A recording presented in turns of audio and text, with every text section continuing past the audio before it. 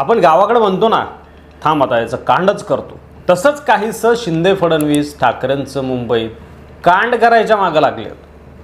काय एवढा मुंबईत जीव अडकलाय सगळ्यांचा आणि काय धक्का देत आहेत ठाकरेंना शिंदे फडणवीस, चला तर जाणून घेऊया। 2022ला मुंबई महापालिकेत एकूण 236 वार्ड केले गेले। यापूर्वी वार्डाची संख्या 227 होती। त्यानुसार मुंबई महापालिकेत आता 217 ऐवजी 236 नगरसेवक आहेत। मुंबई महापालिका ही देशातील सर्वात श्रीमंत महापालिका आहे। तिचा वार्षिक अर्थसंकल्प जर बघितला तर 50,000 कोटींपेक्षा जास्त आहे, जो काही छोट्या राज्यांच्या अर्थसंकल्पापेक्षाही मोठा आहे। जर सत्ता मिळाली या महापालिकेवर तर हा निधी वापरून प्रकल्प राबवता येतात, कंत्राटं वाटली जातात आणि राजकीय दबदबा वाढवता येतो। त्यातून मोठी आर्थिक उलाढाल होते आणि ज्याची सत्ता त्याचं या सगळ्यावर नियंत्रण असतं।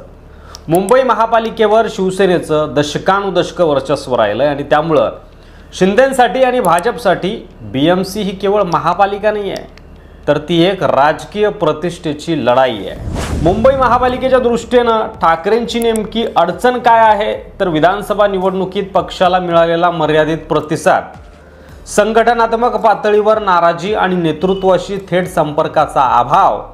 तर दुसरीकडे शिंदे गट सत्तेत आहे, कार्यकर्त्यांना संधी देतोय आणि निधी देखील आणतोय आणि जिकडे सत्ता तिकडे नेते कार्यकर्त्यांचा ओघ असतोच। या सध्या मुंबई महापालिकेसाठी उद्धव ठाकरेंच्या प्रमुख अडचणी आहेत। आता मुंबई महापालिका निवडणुकीच्या पार्श्वभूमीवर मुख्यमंत्री एकनाथ शिंदे यांनी फारच बारीक नियोजनाला सुरुवात केली असं दिसतंय, कारण ही निवडणूक केवळ स्थानिक स्वराज्य संस्थेपुरती मर्यादित नाही, तर ही निवडणूक म्हणजे महाराष्ट्राच्या राजकारणात कोण प्रमुख आणि कोण दुय्यम याचा निर्णायक क्षण असणार आहे। त्याच रणनीतीचा एक भाग म्हणजे उद्धव ठाकरे गटातील 55 नगरसेवकांना एकनाथ शिंदेंनी गळाला लावलंय आणि त्यांनी शिंदेंचा धनुष्यबाण हाती घेण्याचा निर्णय घेतलाय। ठाणे, नवी मुंबई आणि अहिल्यानगर अशा ठाकरेंच्या पारंपरिक प्रभावाच्या भागांमध्ये मोठ्या प्रमाणावर गळती झाली आहे। ठाकरेंच्या शिवसेनेचे नगरसेवक नवी मुंबईमध्ये शिंदे गटात गेले। संगमनेरमध्येही पदाधिकारी, उपतालुका प्रमुख, सरपंच अशा कार्यकर्त्यांनी शिंदे गटाचा झेंडा हाती घेतला। भाजपसाठी सुद्धा ही निवडणूक अत्यंत महत्त्वाची आहे। एकनाथ शिंदेंना ते सहकार्य करत असले तरी युतीमध्ये स्वतःचा दबदबा कायम ठेवायचा असेल तर त्यांना शिंदेंच्या तुलनेत आपली ताकद दाखवावी लागणार आणि त्यामुळे भाजपही आपापल्या स्तरावर संघटन, प्रचार आणि कोअर मतदारांमध्ये एक वेगळी मोहीम चालवत आहे। भाजपसाठी ही निवडणूक म्हणजे मुलुंड ते मालाड अशी सत्ता विस्ताराची संधी आहे।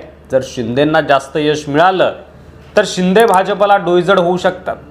आता जे शिंदेंना दाबून ठेवलंय भाजपनं ते नंतर शक्य होणार नाही जर शिंदेंना भाजपपेक्षा जास्त यश मिळालं मुंबई महापालिकेत। तर शिंदेंना सुद्धा हे ठाऊक आहे, भाजपच्या हातातील खेळणं व्हायचं नसेल तर राज्याचं नाक म्हणजे मुंबई हातात ठेवावी लागेल। एकनाथ शिंदे यांनी केवळ सत्ता मिळवण्यासाठी नाही तर शिवसेना म्हणजे आम्हीच खरे वारसदार हा दावा पक्का करण्यासाठी देखील ही राजकीय डावपेच आखले आहेत आणि त्यामुळे महापालिकेवर विजय मिळवणं शिंदेंसाठी केवळ प्रशासकीय नाही तर भावनिक आणि राजकीय अस्तित्वाची सुद्धा लढाई आहे।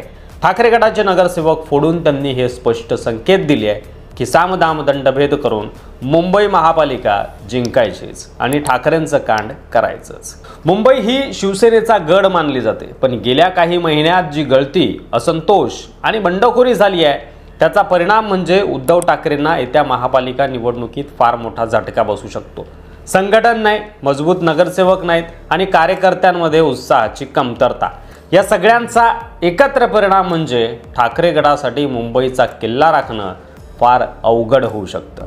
मुंबई महापालिकेची निवडणूक म्हणजे पॉलिटिकल सेमीफायनल असतं असं देखील काही राजकीय जाणकारांचं मत आहे। ते म्हणतात की ही निवडणूक म्हणजे विधानसभा 2029 आणि लोकसभा निवडणुकांची सेमीफायनल आहे। जो मुंबई जिंकेल तो महाराष्ट्रात सत्तेच्या निर्णायक शर्यतीत पुढे राहील। त्यामुळं शिंदे आणि भाजप एकीकडे अतिशय काटेकोर रणनीती राबवत आहेत तर ठाकरे गट सध्या डॅमेज कंट्रोल कसं करायचं याची रणनीती आखतोय आणि त्याचाच भाग की काय ठाकरे बंधू एकत्र येणार अशा चर्चा रंगू लागल्यात। तसं झालं तर भाजप व शिंदेंना तगडं आव्हान मुंबई महापालिका निवडणुकीत उभं राहू शकतं, पण दोन्ही बंधू एकत्र येणार या केवळ पोकळ गप्पा ठरतील असं देखील राजकीय जाणकारांचं मत आहे। एकीकडे शिंदेंच्या योजनाबद्ध हालचाली आणि भाजपच्या बळावर शिंदे गट मुंबई महापालिकेवर ताबा मिळवण्याच्या तयारीत आहे। दुसरीकडे उद्धव ठाकरे यांच्यासमोर संघटना टिकवणं आणि जनतेचा आत्मविश्वास पुन्हा मिळवणं हे मोठं आव्हान आहे। येत्या काही महिन्यात हे चित्र अजून स्पष्ट होईल, पण सध्या तरी मुंबई निवडणूक ठाकरे गटाला जड जाणार असं दिसतंय. यावर तुम्हाला काय वाटतं, एकंदरीत तुमचं मत कमेंट बॉक्समध्ये लिहायला विसरू नका. व्हिडिओ आवडला असेल तर जास्तीत जास्त शेअर करा. मराठी मंडळीवर नवीन असाल, अद्याप सबस्क्राईब केलं नसेल तर लगेच सबस्क्राईब करा. पुन्हा भेटू पुढच्या व्हिडिओमध्ये. तोपर्यंत रजा घेतो. धन्यवाद. जय महाराष्ट्र.